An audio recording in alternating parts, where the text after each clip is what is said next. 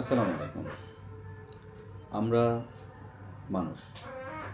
মানুষ হিসেবে আমাদেরকে সুস্থ থাকাটা খুবই জরুরি। এখন বাঙালি হিসেবে আমরা সবচেয়ে বেশি যে জিনিসটার প্রতি অসচেতন সেটা হচ্ছে গিয়ে আমাদের স্বাস্থ্য।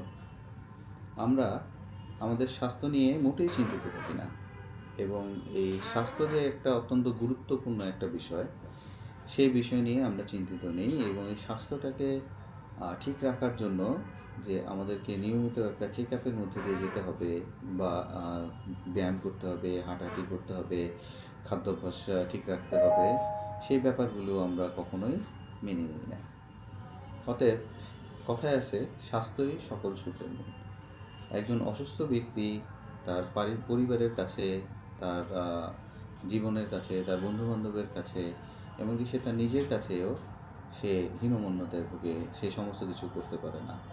তাই সুস্থতা অনেক বড় নিয়ামত এবং আমাদেরকে সুস্থ থাকতে হবে। এবং এই সুস্থ থাকার জন্য আমাদেরকে যেটা করতে হবে সেটা হচ্ছে কি, অন্তত নিয়মিতভাবে ডাক্তারের পরামর্শ নিতে হবে এবং নিয়মিতভাবে কিছু বেসিক টেস্ট আছে, সেগুলোকে নিয়মিতভাবে 1 বছর 2 বছর অন্তর অন্তর এগুলি করতে হবে।